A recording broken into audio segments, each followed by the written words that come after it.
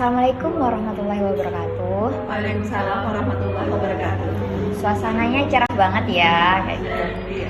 Di episode kali ini kita bakal bahas panjang lebar tentang apa ya? Ada yang tahu nggak? Kali ini kita akan bahas tentang pelatihan dan pengembangan.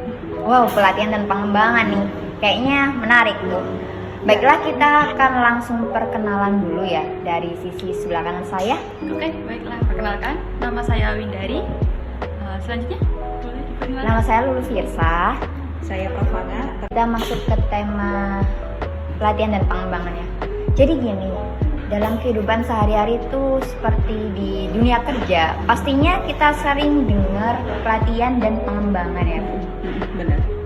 Dari Mbak Winda ataupun Bu Eva, tahu nggak pelatihan dan pengembangan itu sebenarnya apa sih kayak gitu? Kalau setahu aku itu pelatihan itu meningkatkan efektivitas untuk para karyawannya.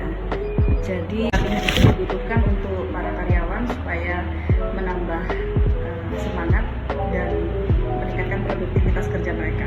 Untuk yang pengembangan mungkin bisa dibantuin dari. Untuk pengembangan sendiri di sini artinya kita menyiapkan karyawan untuk mempelajari dan menguasai suatu hal yang baru.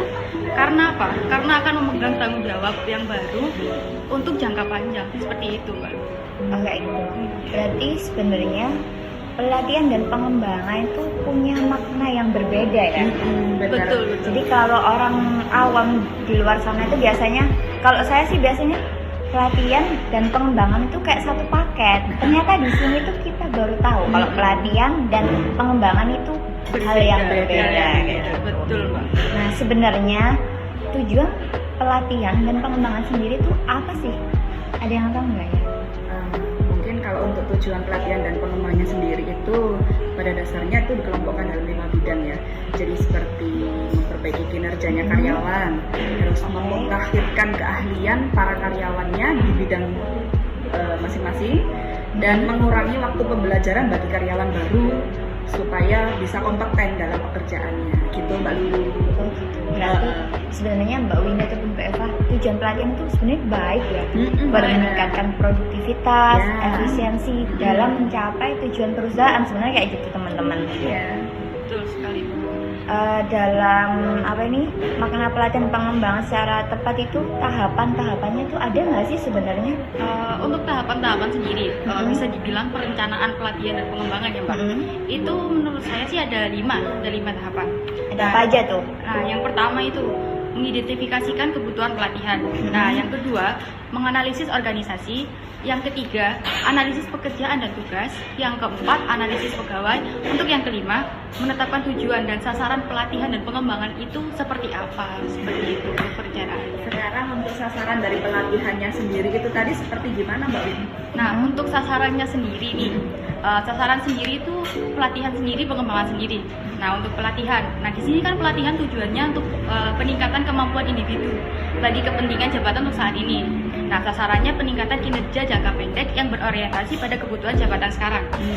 Nah, untuk pengembangan itu bertujuan kan meningkatkan kemampuan individu bagi kepentingan jabatan yang akan datang. Nah, sasarannya peningkatan kinerja jangka panjang yang berorientasi kebutuhan perubahan terencana atau tidak terencana. Seperti itu, Mbak Eva.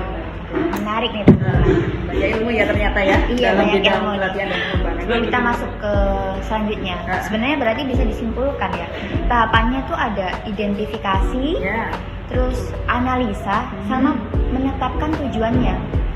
Tujuan buat pelatihan ini apa kayak gitu teman-teman. Terus kemudian kalau perbedaan pelatihan dan pengembangan, kalau pelatihan ini tujuannya masih jangka pendek. Ya. Betul. Kalau pengembangan untuk jangka panjangnya kayak gitu ya, benar ya Mbak Eva sama Mbak Winda? Betul sekali. Kalau untuk pelatihan kan untuk jabatan saat ini yang diemban saat ini. Kalau untuk pengembangan mungkin untuk jabatan yang jangka panjang seperti itu. Oh iya, sejalan dengan hal ini, di era sekarang kan tentunya sudah banyak para milenial nih yang sudah turut bergabung sama generasi-generasi sebelumnya untuk berkontribusi di dunia kerja. Mau tahu dong gimana sih pentingnya pelatihan dan pengembangan dari sudut pandang milenial? Gimana nih Mbak Winda? Iya bener banget sih fenomena ini. Tentunya karakteristik generasi milenial itu berbeda-beda ya. generasi milenial dianggap sebagai generasi yang lebih akrab dengan teknologi jika dibandingkan dengan generasi-generasi sebelumnya. Nah, kemudian untuk pelatihan dan pengembangan menurut saya untuk generasi milenial itu sangat penting. Penting. Karena sebenarnya yang milenial inginkan itu selain daripada menerima gaji ya, dimana kalau kita kerja kan pasti digaji. Nah, kita tuh juga pengen pengembangan diri, pengen pelatihan buat pengembangan diri sendiri kayak personal growth gitu. Dimana kita tuh pengen ngembangin hal baru, ngembangin skill baru kita, terus kita pengen lebih mengenal ke banyak orang, sama ya intinya kita pengen kesempatan untuk mengembangkan kelebihan kita. Jadi semua itu pengen kita kembangkan dari dalam diri kita, kayak lebih ke arah personal growth gitulah. Wah, menarik sih ini. Berarti di dunia kerja seluruh generasi saling berkontribusi satu sama lain demi membangun tujuan bersama suatu perusahaan ya.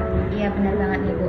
Terus aku di sini penasaran nih, pastinya pelatihan dan pengembangan tuh nggak lepas dari suatu proses ya buat mencapai tujuan supaya dia efektif pelatihannya.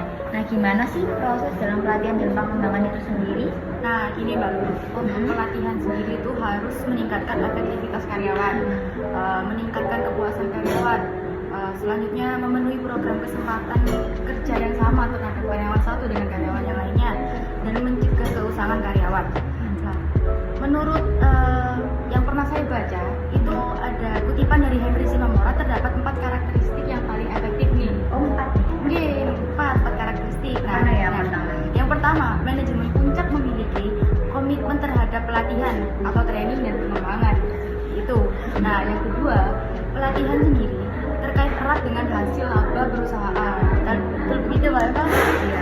Yang ketiganya itu terdapat pendekatan yang lebih sistematik dan komprehensif terhadap pelatihan dan pengembangan dilaksanakan di semua lapisan organisasi secara berkesinambungan.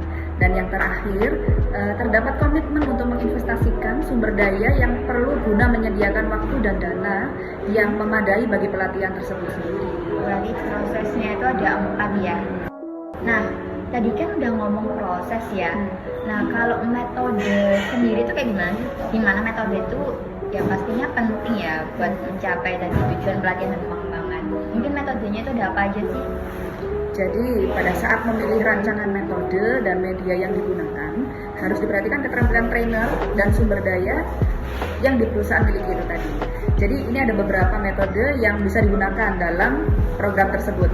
Salah satunya ada self learning, OJT atau on the job training, terus ceramah kuliah atau lecture, terus test assignment, project assignment, job rotation. Mungkin Mbak Windari nanti. Selanjutnya itu ada coaching, counseling, Ya.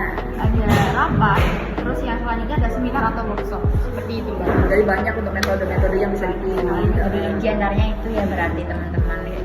Dan untuk pelaksanaannya sendiri, bagaimana sih pelaksanaan pelatihan dan pengembangan itu Mbak Eva? Jadi dalam pelaksanaan dan pelatihan itu kita ada beberapa poin seperti pembukaan pelatihan, pencairan suasana, pembahasan materi pelatihan, serta rangkuman, evaluasi dan tindak lanjut pelatihan itu sendiri gitu Mbak. Oh baik, jadi seperti itu. Jadi yang pertama ada pembukaan pelatihan, yang kedua pencairan suasana, yang ketiga pembahasan materi dalam pelatihan itu sendiri, terus yang terakhir evaluasi. Seperti itu ya Mbak. Iya benar. Nah, dalam pelaksanaannya sendiri tadi kan ada evaluasi ya Mbak Eva ya. Nah, evaluasi yang dilakukan dalam pelatihan dan pengembangan itu seperti apa ya Mbak Eva? Jadi gini, ada beberapa model evaluasi ya dalam pelatihan dan pengembangan itu sendiri. Yang paling populer itu dikembangkan oleh Donald Kirkpatrick. Adapun 4 tahapannya yaitu pertama tahap reaksi, yang kedua tahap pembelajaran, terus yang ketiga tahap perilaku, serta yang keempat tahap hasil. Begitu Mbak.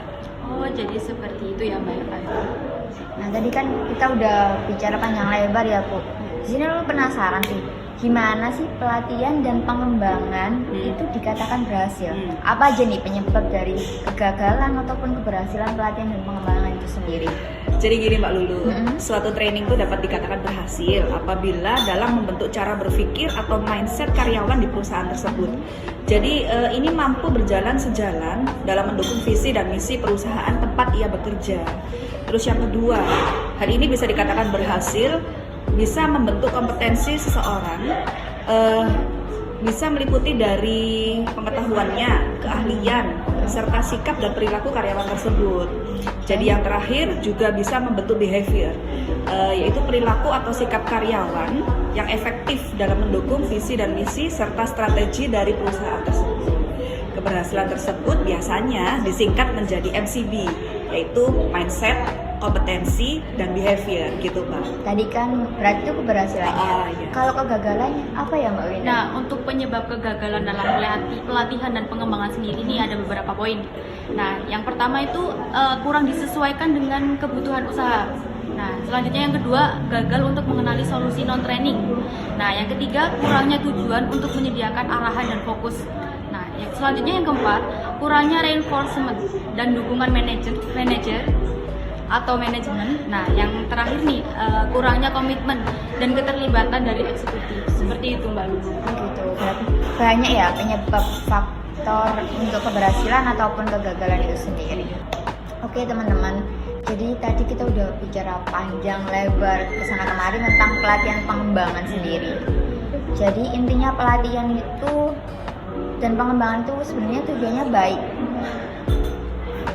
dari perusahaan ataupun karyawan itu sendiri ya, kayak gitu. Sangat penting banget. Nah, jadi kalau pelatihan itu orientasinya jangka pendek, sedangkan pengembangan itu orientasinya jangka panjang. Jadi semua itu tujuannya baik ya. Dan itu sangat penting untuk generasi milenial saat ini ya Mbak. Iya. Dan kita sekarang apalagi di dunia kerja itu sebenarnya banyak ya generasi yang ada baby boomer dan generasi milenial tentunya. Dan semuanya didukung dengan pelatihan dan pengembangan dalam mencapai tujuan perusahaan. Kayak gitu. Baik teman-teman, jadi sekian dulu episode kali ini. Next akan kita bahas tema-tema yang lebih menarik dari ini. Ya. Tunggu ya. Bye.